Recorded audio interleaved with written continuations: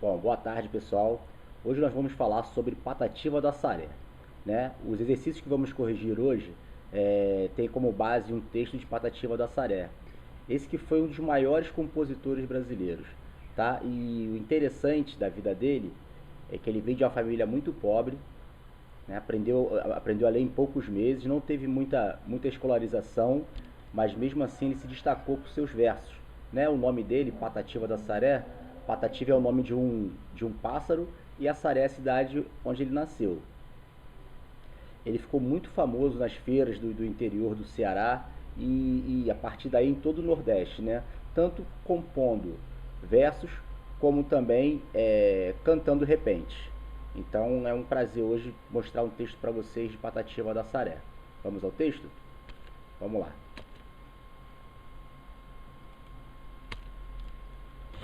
Começa assim: cresci entre os campos belos de minha adorada serra, compondo versos singelos brotados da própria terra, inspirados nos primores, nos campos com suas flores, de variados formatos, que para mim são obras-primas, sem nunca invejar as rimas dos poetas literatos. Então, esse aqui é um poema dele que está no livro dele chamado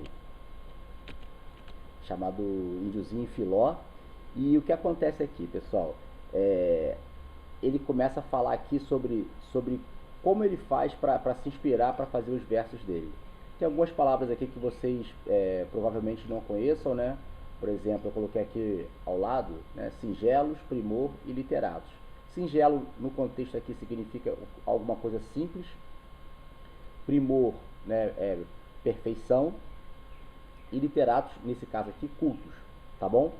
Então, vamos às questões aqui. E a gente vai voltar ao texto sempre que for necessário. Primeira questão: qual o objetivo do poema? Bom, a gente já sabe que todo texto ele tem uma função e um objetivo, né? A função principal de qualquer poema é fazer com que a pessoa se emocione, né, ao ler ou ao escutar o poema. E o objetivo dele depende do tema dele. No caso desse poema do Patativa da Saré, a gente vê aqui, ó, vamos lá, primeira estrofe, né? Cresci entre os campos belos de minha adorada serra, compondo versos singelos brotados da própria terra. Então, nessa estrofe ele fala de onde ele veio e como ele compõe. Aí ele continua: inspirado nos primores, nos campos com suas flores, de variados formatos, que para mim são obras-primas, sem nunca invejar as rimas dos poetas literatos. Continua falando como ele faz para compor os versos, tá? Então, primeira questão: qual o objetivo do poema? A gente tem as alternativas: contar uma história da vida dele, caracterizar a serra onde ele vivia, destacar a importância da criação de versos, criticar a obra dos poetas literatos. A gente viu aí, né, que ele começa a falar sobre como ele cria os versos. Então, resposta correta, letra C, com certeza. Opa, belezinha. Questão número 2. Em qual verso abaixo o poeta não fala de si mesmo? Né? Como nesse poema ele fala sobre como ele cria os versos, ele está falando sobre a criação dele próprio. Então, em um dos próximos versos, não vai ter uma fala sobre ele mesmo. Vamos ver? Cresci entre os campos belos. Cresci. Quem cresceu? O poeta. Então, de minha adorada serra. A serra dele também, do poeta. Brotados da própria terra. E letra D, que para mim são obras-primas. Para mim também só pode ser o poeta. Brotados da própria terra. Aqui ele está falando de quem? Quando ele fala brotados da própria terra, ele está falando dos versos, né? Que ele começa a caracterizar a poesia, o poema dele, com o cenário da própria terra onde ele nasceu. Então, resposta correta, letra C.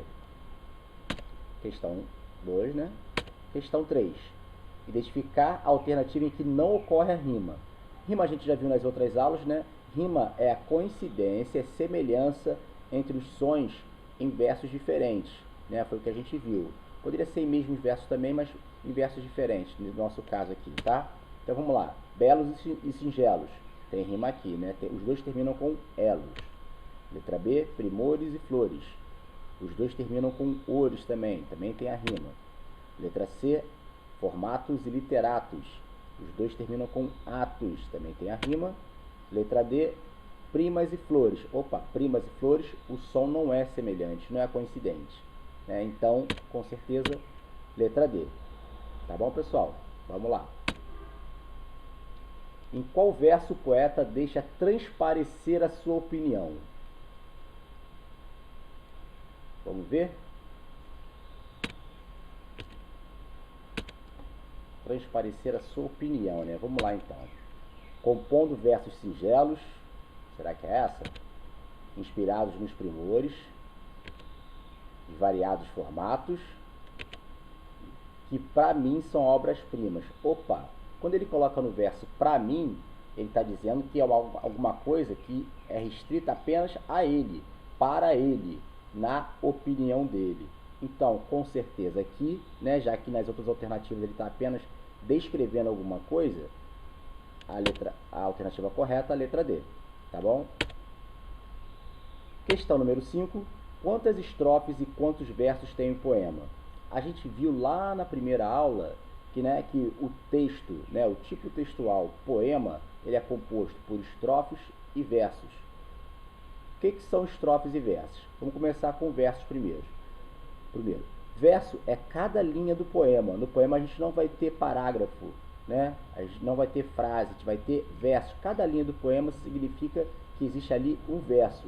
E cada conjunto de versos separados por um espaço significa uma estrofe. Então, vamos voltar rapidinho lá no poema para a gente dar uma olhadinha. Bem rapidinho, tá, pessoal? A gente vê aqui, ó, cada linha é um verso, né? Cresci entre os campos belos. E cada conjunto de versos é uma estrofe. Então a gente tem aqui, ó, 2 conjuntos de versos, ou seja, temos 2 estrofes. E os versos é somente contar o número de linhas. A gente vai ter aqui 10 versos. Então, nossa alternativa correta, né, lá da questão número 5, são 2 estrofes e 10 versos, tá bom? Questão número 6. Na primeira estrofe, qual é o esquema de rimas? Vimos também nas aulas que a gente tem alguns esquemas de rimas que a gente pode utilizar em nossos poemas, né, que os poetas utilizam também normalmente. A gente vai ter as rimas alternadas, a gente vai ter as rimas emparelhadas e vamos ter as rimas também interpoladas. Essas são as principais que nós vimos, né, em nossas aulas anteriores. No nosso caso aqui, a gente vai ter que tipo de rima, né? Vamos voltar rapidinho novamente, bem rapidinho. A gente volta lá para ver as rimas aqui na primeira estrofe. Então, primeira estrofe. Cresci entre os campos belos de minha adorada serra, compondo versos singelos, brotado da própria terra. Eu posso ver ali, ó, que, né, belos não rima com serra, mas rima com singelos. E serra não rima com singelos, mas rima com terra. Então, se belos rima com singelos e serra rima com terra, eu vou ter o tipo de rima alternada, porque é sim, não. Tá bom, pessoal? Então, já sabemos a resposta, né, da questão número 6, ou é a questão número 5 agora? A questão número 6, que vamos ter aqui rimas alternadas, ok? Vamos em frente, questão número 7. Qual é a opinião do poeta em relação à natureza? Né, ele cita a natureza, né, a serra de onde ele veio, como ele viveu, o que ele fala da natureza nesse poema, né? Ele fala que ele prefere a vida urbana, em nenhum momento ele fala isso, né? Ele acha que a natureza só atrapalha, ele acha que a natureza precisa ser preservada, ou ele acha a natureza perfeita?